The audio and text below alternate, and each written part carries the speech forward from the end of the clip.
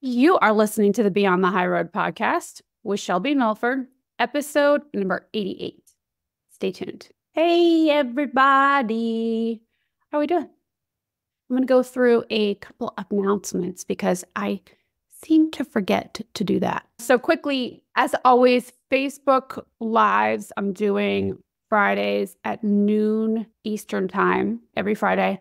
And then also I'm thinking about starting a TikTok live. As it sits, I'm thinking about doing those on Mondays at 10 a.m. I know it seems kind of like an odd time, but after doing a little bit of research that I did, this was one of the days that actually fits in with the rest of my schedule, like client schedule for the week. And this was like a good day. So, or maybe Monday at 3 was another time to do it. So anyway, stay tuned. If you don't follow me on TikTok, it's at Beyond the High Road Coach, and Instagram is Beyond the High Road Coaching, I think.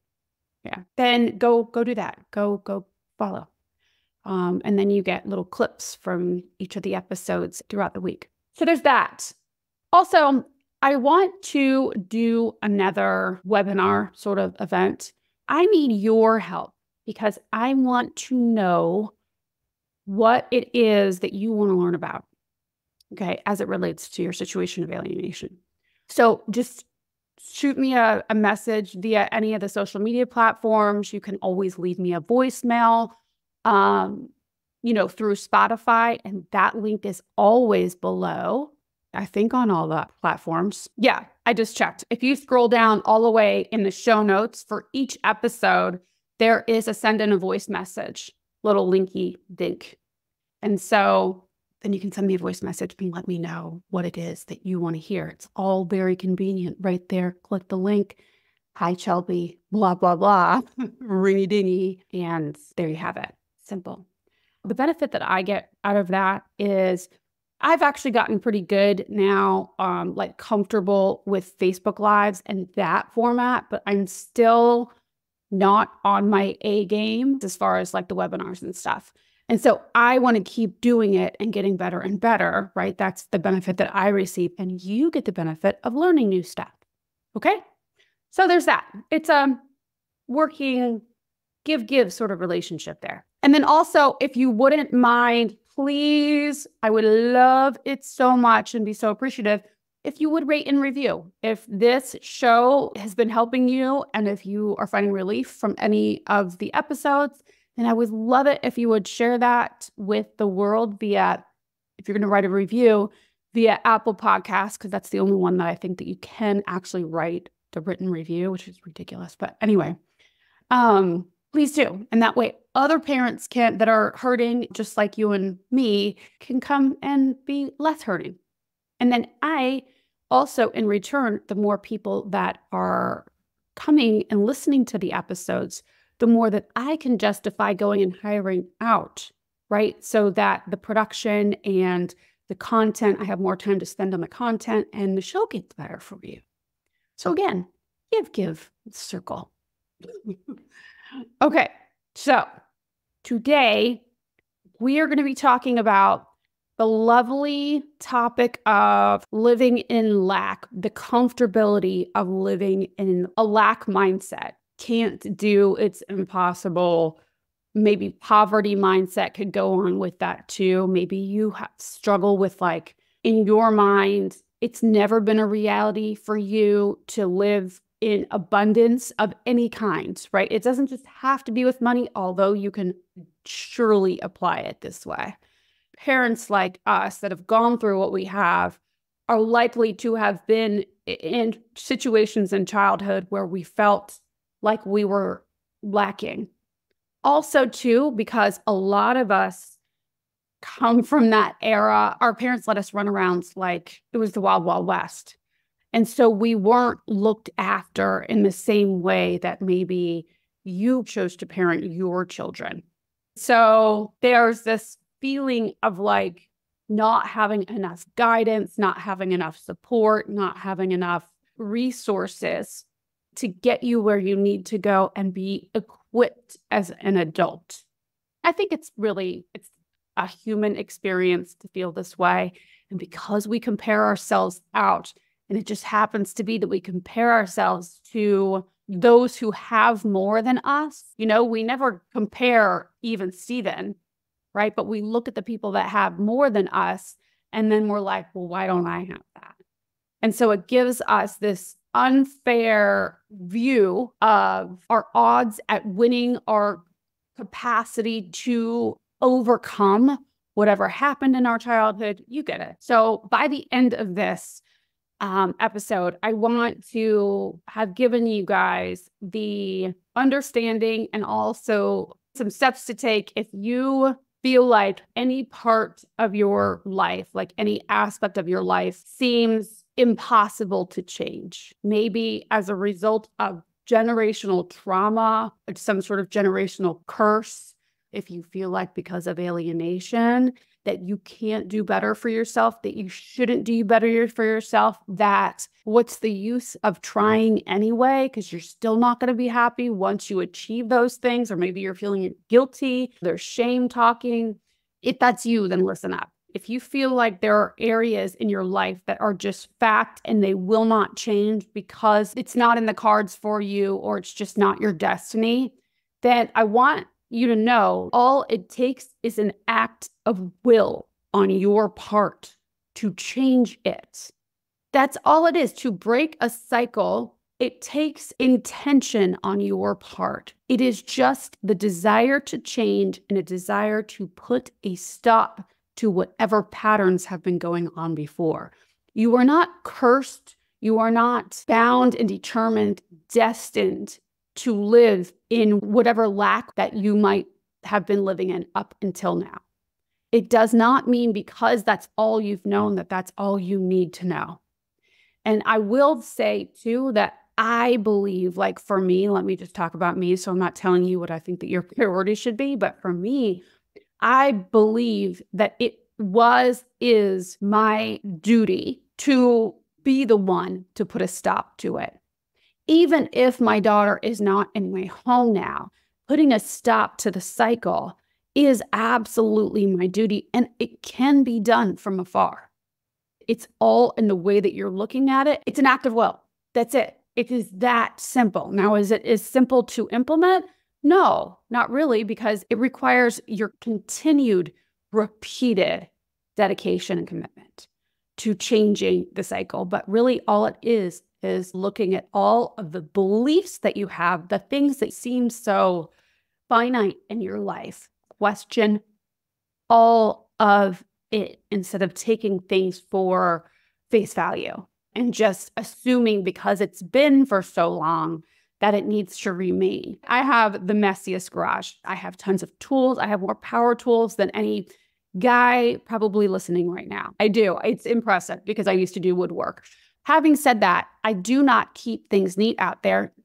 Partly, I'm going to go ahead and blame my ADHD brain, but I will clean the place. I'll take everything out of my garage. I'll put it out in the driveway. I mean, I've only lived in this house for 3 years, but it happens in every house I've been in since I've collected tools. But I put everything out in the driveway. I decide what I want to keep, what I want to whatever, and I put it back in nicely. Now that I've cleaned it up, I want to go out there and I'm excited to use the tools. And I shit you not, within a week, the garage turns right back into how it was before in no time flat. And then my point of this is that I will walk out there like it is right now, and I will be stepping over things and going under things and leaning over to open some drawer, looking for one little drill bit that I need, like a star key for something. It takes me forever. And in my mind, when I'm going to do that, I feel like those obstacles are bolted into the ground. When most of those things have wheels or they're just easy move. But in my mind at the time, it's just, like I have to maneuver around everything because it feels so permanent, And it's the same thing with the thoughts and beliefs that we really know we probably could question. And maybe we know that truly aren't fact, but because our subconscious is running our main functions throughout the day, the beliefs that we run on are those ones that we haven't questioned or picked up to move out of the way. And so it feels so difficult. You don't know the reason you're feeling exhausted is because you've been thinking all morning about the fact that you can't afford your bills, or because You have so much to do today, scarcity of time. Maybe you're feeling angry and moody and you don't know why, but come to find out it's because all day long you've been thinking about what a jackass your ex is being and because your boss is doing this and blah, blah, blah. It's all of these thoughts that are unattended to in your mind, beliefs that are unattended to in your mind that have been causing you to sort of go in, out, up, around, duck under, jump over in order to get you from point A to point B throughout your day. It's like your day can actually be simplified and feel abundant, but yet you're having to jump through hoops of lack and climb up ladders of despair, run circles around your feeling of lack and not enoughness, not being able to pay your utilities and all that stuff. All of those thoughts and beliefs cause your overall state of mind and belief system about what is possible for you, what is not possible for you. So if you're feeling exhausted, if you're feeling like, yeah, that life looks great, or those possibilities look great on that person, they could get that opportunity, but I can't because of all of the stress, and I just can't add another thing on my plate. I don't know how they do it. It's just so exhausting. It's because you're not managing and lassoing in all of these limiting beliefs about yourself and about what you're capable of in your life. Here's the thing, listening to this podcast is fantastic, and all the other things that you're doing as far as like consuming information. You need it. I need it. I spend so much of my time watching podcasts on YouTube and reading. I'm back into Audible recently. It is so important to learn new information. I learn it so that I can apply it to us and spit it back out to you guys. But if you're only doing the listening, the consuming, that is like the passive kind of action. You need to be implementing the steps, especially when we're talking about changing a long time pattern of lack of some sort in your life, right? If you are under earning, and under earning really just means earning less than you know you're capable of. There's no like standard for that. It's for each person, it's their own. If you're underperforming, same thing there. If you are wanting to be further but haven't really made any strides in getting there and you feel blocked, right? You need to figure out where that is coming from. And here's the one rule, is it can't be from anything outside of you. It can't be because, well, I mean, it can be, but that's what we have to look at. So if your thought is, I can't do anything because the alienator, blah, blah, blah, or because my kids, blah, blah, blah, or I can't make money now because they have gone and told all the people in my town and now I'm stuck and I can't make money, you know, those kinds of things, then we really have to look at what you're considering, like what you're thinking is possible for you in your life. And because I promise you, if no matter what your circumstance is, unless you are incarcerated, not funny, there are possibilities, there are ways, there is opportunity for you now, today, in order to provide for yourself, support yourself, and get further than where you are right now. It may take lots of little steps, but there are ways. And you may not always like the ways that are in front of you, but making the best choice between the choices that you have is the way out. Hemming and hawing about it isn't going to get you anywhere. And that actually brings me to my next point, is that for so long, what I did, and I didn't even realize this until I was like way out of it, is that me concentrating on how much I was lacking resources, lacking money, right? Finances, lacking support from others, lacking know-how, lacking time. All of these were so big for me. And still, some of them really still are. I notice unhelpful thoughts come up for me all the time where I'm like, wait, that's not true. I have to stop and like question myself. But for so long, when I was spinning and I don't have enough money, I don't know how to do it, this all feels so hard, I don't have enough time, this is exhausting, I need to sleep. All of that, it was a choice. The choice to pay attention to how I couldn't do all the things kept me from finding ways of doing the things. It was a way to buffer away the discomfort of trying something new. of using my brain and learning how to find the resources, right? I think honestly, the best gift that I was given back then was not being given the resources. Do you know what I'm saying? Not being given the know-how. Nobody gave me a cheat sheet or some roadmap to learning how to heal from this fucking awful situation of alienation that we're in. Nobody gave me, there was no other person out there. And so I had to create this way for myself. And so I had to pull from different sources and different people and be like, all right, what's going to work? What's not? And a lot of things I would try and didn't work. And I wasted a good amount of money that I didn't have at the time on it. But if I wouldn't have tried those things, even though I don't use them today, the education and some of the classes I took, a whole certification I took, some of the methods that I came up with myself, yeah, it was time spent, right? It was time invested in something that ultimately didn't work. But if I didn't find out what didn't work, then I never would have found out what did work. So many of you I see like, and I understand it, right? Because I was there. I see like not making a move because you don't want to make the wrong move.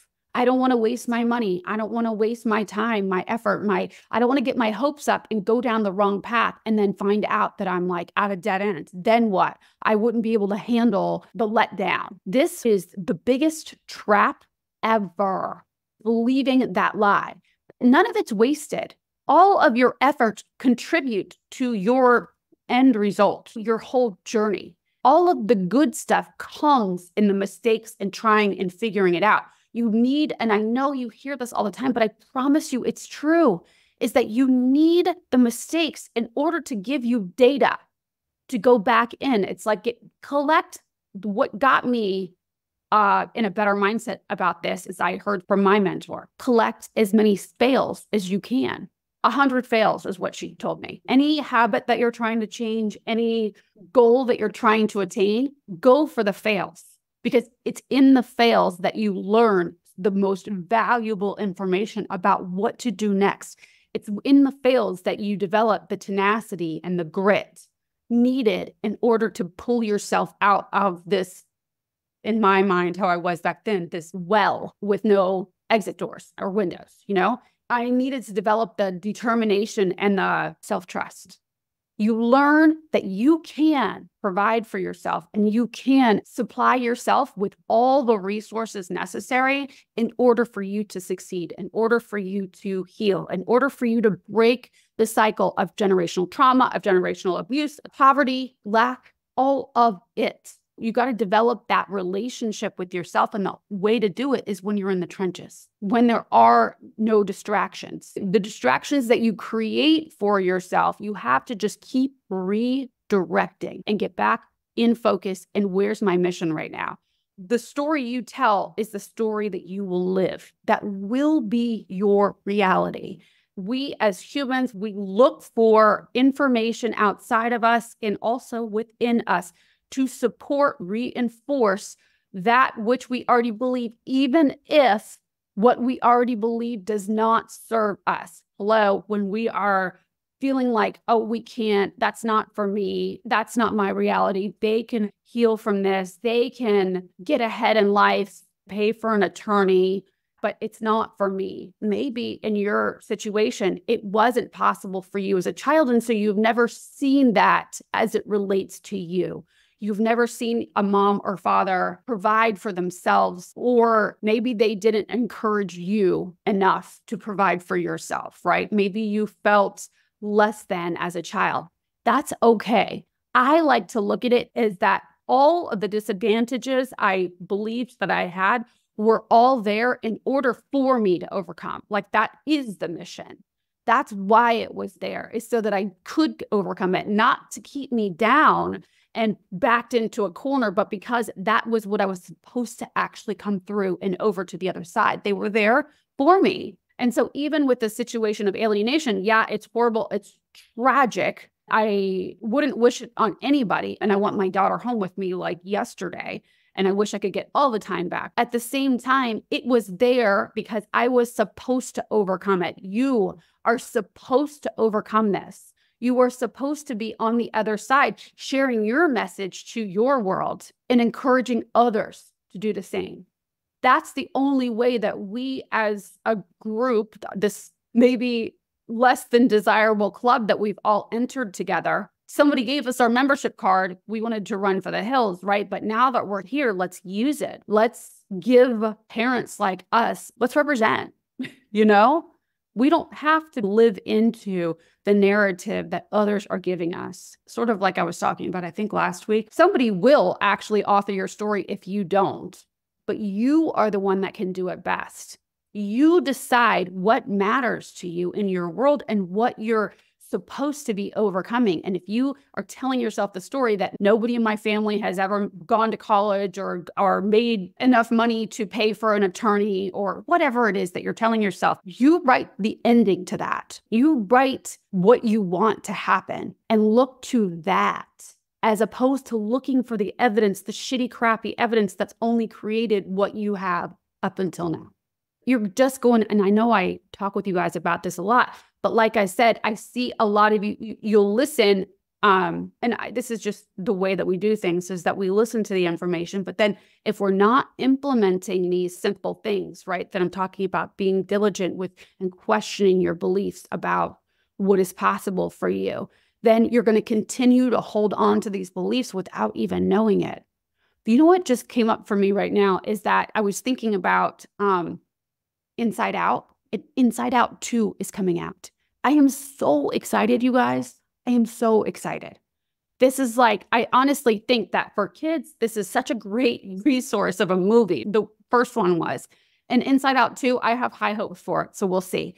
But if you haven't heard me talk about this before, and if you ever want a very simplified way of looking at how emotions and how the mind works and how subconscious beliefs and memories work, go watch that movie. It is amazingly accurate for a kid movie, you know? Anyway, what you see will dictate your reality. And what you see is a choice. It's very, very, very important that you understand that. Every time you have a thought about something that's outside of you, an interpretation, a perspective, it's a choice. Maybe at first you did it on default, but you can turn back around and be like, whoa, do I want to believe that? Does that feel good for me? How does it feel? Is that causing me to continue to reproduce lack in my life? Or is it causing me to feel motivated, feel driven, move toward something new, right? And it will be scary, you guys. It will be scary. I have a client right now who has been settling for mediocrity. She has been with the same company for over 3 decades. She's a value to the company. She knows her shit. And she can't remember the last time that she actually went up for a promotion. There are jobs posted, promotions posted all the time. And she hasn't ever done it because in her mind, after the alienation, and because of the upbringing she came from and being in lack, not feeling supplied with resources, not considering what might be possible for her, she thinks that if she goes through the interview process, she might draw too much attention to herself and they might realize that they don't want her anymore, that she has phased out and they want to replace her with somebody younger and new. I looked at her with so much love, but also with this like disbelief. She couldn't see how much value that she brings, how much knowledge she carries. And she's trying to tell herself that if she puts in for a promotion, that she will draw attention to herself and they'll let her go after all this time. Where her bosses might be thinking, you know, the higher ups could think if they were doing her quarterly review or whatever, why hasn't she? Like if I was her boss, I would be like, why haven't you tried to advance your career, to advance yourself with this company, right? Why are you just staying there? Are you not committed enough?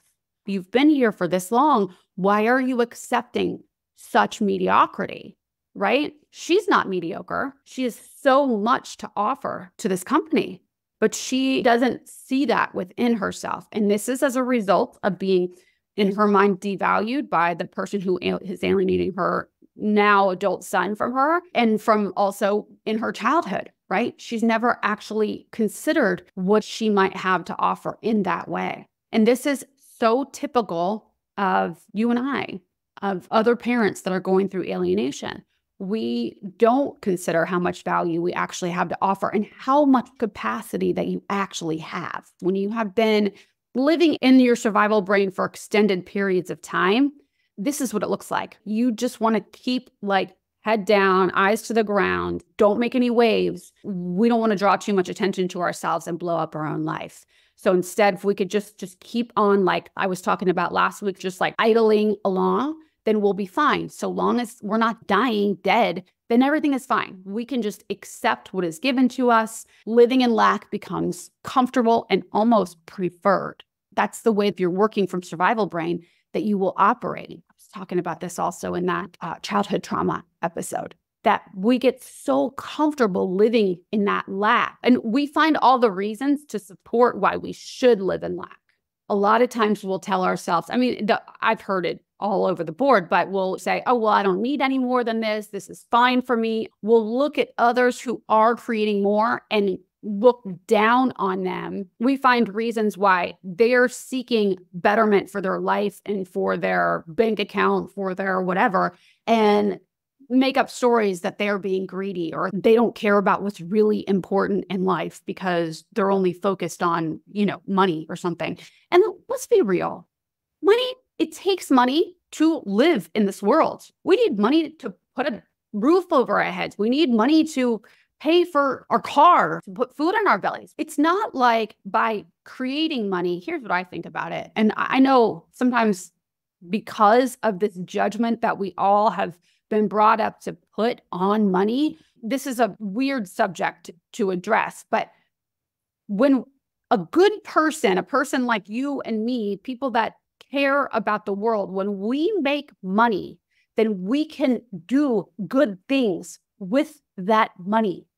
When people that don't care about the world make money, then they do more things to not care about the world. Do you know what I'm saying? Like, it matters about the person who the money is in the hands of. That was backwards way of saying it, but you know what I'm saying? Like, money makes you more. It makes you able to be more of who you are. It's like a magnifying glass, right? And so if you want to be good and do more good in the world, make more money, and you will be able to create more opportunities for yourself and for those who you are trying to help. It's not about greed at all. There's not like, if you make money, that you're taking away from somebody else that's not making money. More money is created and is being circulated every day in this world. That's just how it works. There's not a limited amount that you're taking away from somebody else. So let that belief go. If that is part of like the reason why you don't advance yourself, is because, oh, I don't want to be greedy. This is a lot of people's beliefs. But I also believe that these deterrents, right, that your mind uses, that the survival brain uses, are all ways to keep you buffering and out of discomfort. Because if we do go for the promotion, then we also know that we have to put ourselves out there and we could get rejected. We could get turned down, and nobody likes to be turned down, right? Nobody likes to hear no about themselves. And what I told my client about this promotion, and you apply this to any other area that you feel like you might get turned down, is that if and when you ever get turned down, it is not about you. It never is. It's about what they are thinking and what they are looking for. They have a list of, like, for my client, they have a list of boxes that need to be ticked. And if those boxes aren't ticked, or maybe more boxes are ticked that weren't on there, sometimes people don't want that either. They have a specific avatar in mind. And if you don't fit it, it doesn't say anything about you. It says something about what they want. You know what I'm saying? Don't take it personally. And that goes for all the things out there. So it's not about you. And if there are areas that you know that you aren't like where you could be bettering yourself, then let's take those steps to better yourself so that you can get to where you want, so that you're not in a place of lack. Again, this doesn't have to only apply to money. This can apply to anything in your life. You know what I'm saying? If you want, to feel better about yourself, okay, where are the areas that you feel are lacking right now? Do you not have the self-trust? Do you not have a strong relationship with yourself? You know, do you feel like you lack diligence or whatever it is? Look at those things, be like real honest with yourself about those things. And then you can actually do something. It's nothing to feel bad about.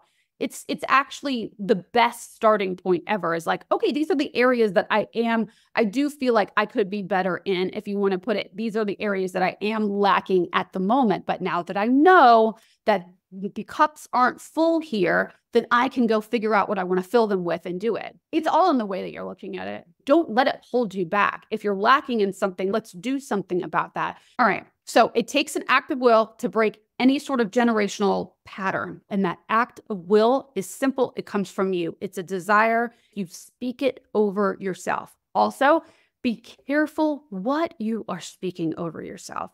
Somebody wrote me a comment, I just saw it yesterday, and I see them all the time. This is just the first one that came to my mind.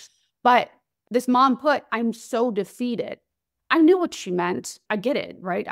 I can't even probably count how many times I've said that identical thing or something very similar to that. But when you say, "I'm so defeated," what do you think you're going to create in your life? What do you think you're going to perpetuate? Maybe I feel defeated. The little change in that makes a huge, huge difference.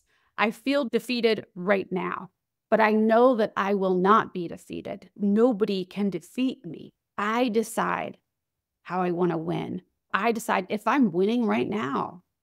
Most of the time, I know this is so cliche, you guys, and I'm doing one after another, but like when these doors close, don't look at it as an ending, but a new beginning. Just look at all of it as opportunity, okay? As opposed to what is going to keep you down.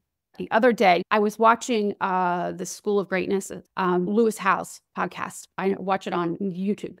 And he had Dean Graziosi on, who I read a couple of his books back in like the 2018, The House on the Hill, 2019 era.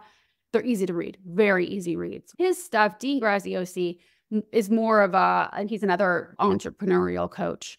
But he came from, this is what I want to share with you, is that he came from a lot of lack in his life growing up. He shared about how his parents split up when he was like 12. His father was pretty abusive. Mom stayed in the house that they had, I guess, and dad was living in like a trailer park or something, but he was living in poverty.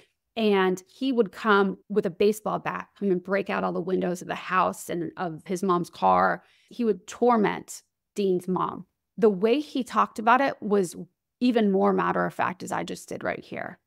And he said, which I found was interesting too, I wondered, it sounded a little bit like an alienation situation, or at least coercive control for sure, because he said he went at 12 years old, he went to his father and said, "What will it take for you to stop messing with mom?" And his father said, "If you move in with me, I'll never bother your mom again." And so that's what he did. At 12 years old, he made the decision, talk about adultification, to move in with his dad, who was living in poverty and didn't have all the things that he had over at mom's house. He was talking about his bike, his friends, and they lived in a cul-de-sac and everything over at mom's house. But at dad's house, they lived in like this slum, basically. The way that he told this story, though, was so impressive because just like I was talking about the end of last week's episode, how you tell the story about your past says everything about where you are today. The past does not need to define you. You define your past. He looked at his past as what actually pushed him into creating a life of abundance because he didn't ever want to live in poverty again. And by the time he was 24 or 27, he was supporting both his mom and dad separately, right? They stopped having to work and he did all of it from then on, which is, he's like an anomaly. But he used his past to push him forward, not to hold him back. So you hear us, me included, oh, I didn't have the resources. I didn't have the know-how. I didn't have, he dropped out of high school. He also has a couple learning disabilities, ADHD being one of them, but also maybe dyslexia. So he had all of these circumstances, predicaments that could actually hold him back and do hold so many other people back, even just having one of those things. And instead, not in spite of it, but because of it, he created this life where he's now in the top 0.1% of the world. And that's exactly what post-traumatic growth is, right? It's not becoming enlightened and evolving yourself in spite of what has happened. It is evolving yourself because of it, right? It's the reason why. For me, with alienation, again, I wouldn't wish it on my worst enemy. I wish my daughter was home with me today and that she had been with me the whole time. At the same time, I know that I would not be the woman I am today without it. Alienation and all that happened as a result of the abuse that I endured. And let's be honest, the abuser is still active. Abusers are still active in their efforts. Without their behavior, without that, I would not have made the decisions I made to better myself. So I am absolutely a better woman, a better mom, even from afar, and a better person because what happened during the alienation. Am I going to go out and thank him? Actually, I did that once. I thanked him in an email once, but whatever. Because at this point, I don't care. And I don't have the ego left, most of it anyway, I don't worry about that anymore. I don't care what he thinks. I still have a lot of forgiving to do on the stepmom front, but that's for another day. But yeah, I truly believe that this situation of alienation has caused me to come into myself and also to create my own feeling of abundance in my life. And when you feel abundant, you start seeing examples of abundance around you. One other thing that I wanted to bring up is that I heard somebody say it the other day, and I cannot remember for the life of me where it was, but they were talking about bouncing back from where you were, right? On my Instagram even, I have get your spark back. And I still really do like that tagline. But then this person said, I don't want to bounce back to where I was. I want to bounce forward. So it's not about bouncing back to how things were, trying to recreate what already was. No, I want to bounce forward into something new, start creating new for myself. So letting go of that story about what you had before, the relationship that was at one point, how things were, let that go. Instead, decide what you want to create moving forward. And when I say that, I'm not saying let your children go. If that's not what you want to do, then don't do that, you know? I mean, how do you want it to be from now forward? What are you working toward? Not what are you working back to? Because that can never happen, ever. I have 5 or 6 clients and previous clients that in the last 8 weeks or so, each one of them has come to me at some point to report back some version of, you need to have a program for parents that have reunited with their children. There is a whole nother bag of problems, challenges that comes with the reunification, the reconnection. So just be careful what you wish for. And I don't mean like don't wish for the reconnection. I cannot wait for the day that will happen. And I trust that it will. But also remember that it's not going to just go back to how it was. You want to look towards what you want to create. So I think it's key if you want to keep the airflow, you want to keep the energy moving in the quote unquote right direction, moving forward and rebuilding your life. It's so important for you to start looking forward and not looking back behind you. You don't want to recreate, even if the memories that you had before were so amazing. Let them be amazing and let's create something even better for you moving forward, right? Taking all the things that you learned from all of this alienation, no matter how short or long it's been since you've seen your children or connected with them. Now, all of the good stuff that you've learned, you take that, integrate that in with the relationship that you do have. Use that to build on. Don't just pretend like this didn't happen. You can't. It's like, it's impossible. It's just like that song I was thinking about it the other day with that song. I should have made this 2 different episodes actually, because now I'm going into it. This is a whole different section of it. That song by Macklemore, The Good Old Days. I hear that a lot while I'm working out. It always plays when I'm doing my cardio workouts. But anyway, you can't go back to the good old days, no matter what, right? Even like we're talking about the fun years of your childhood, of your young adulthood. Those days were there for a reason. And you going back, have you ever tried to Uncle Rico it and gone back and tried to recreate the fun party days? And then you just like look like the odd 40-year-old out at a bar. It's not cute. You can tell I'm not talking from personal experience or anything. But anyway, you can't recreate it. Let's make something new for yourself. When you try to recreate it, you're coming from that place of lack again. And you want to come from a place of abundance. So how you do it, the second that you start saying, I don't have the blah, blah, blah, stop yourself dead in your tracks. Wait a second. I don't have it now, but how can I get it? How can I create this? Do I even need blah, blah, blah in order to create what I want to do ahead, right? How did other people in a similar situation than me get there? Find that evidence. Look for new evidence to support the new narrative, okay? I cannot stress this enough. The more that it becomes feasible because you're surrounding yourself with evidence that it is feasible, right? The more that it feels possible for you, sooner you'll get there. So this means also, and I was talking about this and that, I forgot which episode, but I was talking about like auditing your influences, social media and all that stuff. Who you're surrounding yourself with will make or break your process to getting there. It will make it so much harder on you if you are surrounding yourself with people that are weighting you down. And I don't mean to sound like snobby or like, what's the word? Opportunistic when I say this, but you need to take care of you right now if you're in this rebuilding phase of your life. And let's face it, most of us are. It's not selfish to take care of you and let people go if you need to.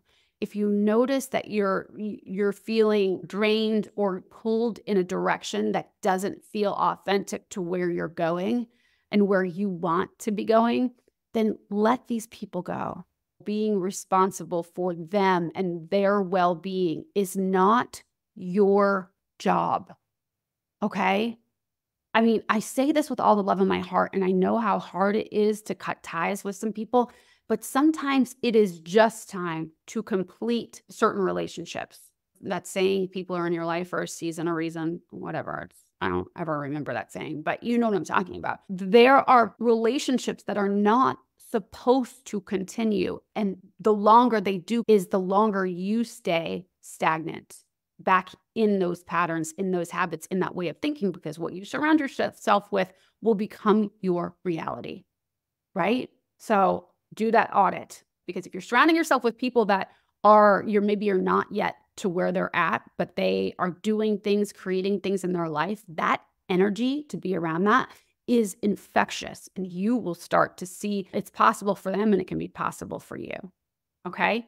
So that is huge, huge. Become curious about your thoughts and what you're telling yourself about what you need and what you don't have. Find ways that you already do have everything that you need, because we do. We have, each of us are born with exactly what we need. All of these circumstances are just, in the situation of alienation, are just ingredients that we need in order to make our final dish masterpiece. It's all working for you. Another habit that I think is amazing to incorporate: what do you do first thing in the morning when you wake up? Whatever time you wake up. I don't really subscribe to I see the purpose in it. It's not that you need to wake up at a specific time every day if your job or your life doesn't support that. If you work nights and you aren't waking up at 5 a.m., that's okay. I'm a bigger supporter of getting 7 to 8 hours of sleep every night is more important than what time you wake up in the morning.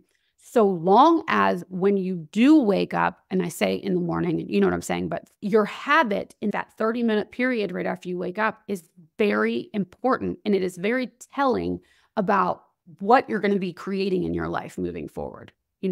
Like your odds of quote unquote success are easy to tell by your morning routine, is what I'm saying.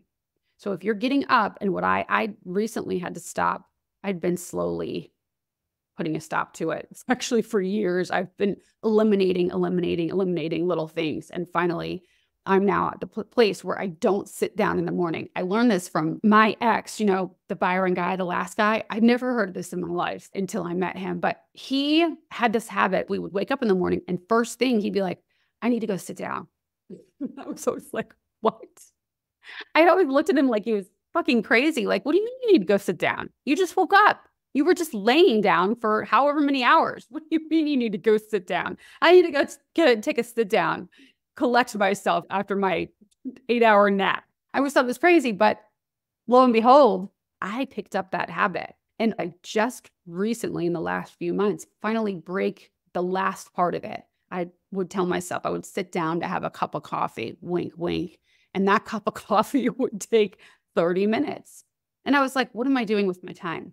This is not, I don't want to spend my time that way. I do have scheduled time for myself like that after I get my tasks done throughout the day. And I actually schedule a lunch for myself and a workout and whatever. So I schedule that time, but I schedule it and I'm not just sitting around soaking in pop culture first thing in the morning on my TV and on my phone, right? So getting up and immediately getting yourself centered and then into action is so helpful. That's just a tip. You may take it or leave it. But it is to me. I heard that on I think it was actually like, I remember where I was when I heard it, but it was a podcast. I think it was the Jenna Kutcher's podcast back in like 2018, I think. And she had a guest on that was talking about this. He was like, I can tell your odds for success by coming to your house in the morning and watching you for the first hour after you wake up to see what you're going to create in your life. I felt so exposed listening to that episode, right? I haven't listened to her in I don't know how long, but I was like, oh my gosh, has he been like spying on me? Because the first thing I would do, go sit down and watch some Price is Right, do nothing, play Candy Crush back then. So anyway, those are some good habits. Just who you're hanging out with, question these beliefs that you're lacking, find ways that you're not lacking and that it's there for you. And what are you doing first thing in the morning? Okay. And those three things, if you start implementing those in your life, watch it change. Watch and see what you create. I'm not kidding. So, all right. That's all I have for you. I've talked a ton, and I know I forgot stuff even, but I think you guys got like a twofer in that episode. So don't forget, Friday is Facebook Live at noon Eastern time. And then Monday, I'll be doing TikTok Live either at 10 a.m. or 3 p.m. I'm sorry, I don't know yet, but follow me on social media and I will drop a post on TikTok over the weekend to let you know for sure what daytime. Okay. It'll be my first time ever going live on TikTok. So that should be interesting. Oh, and it's going to be a Q&A. So it's going to be a little different where Facebook, I will delve a little deeper into the weekly episode. TikTok, I'm just going to do a Q&A, and it could be on anything having to do with alienation and your positioning yourself in it. It doesn't just have to be about your healing. Although, of course, I am who I am, and I will always weave that into it, So, yeah, that's it. And send me what it is that you would want to spend your time, 2 hours of your valuable time learning about from me. Like, what is it that's bugging you that you wish you knew so that I can create a little webinar for you? All right. Okay. Bye.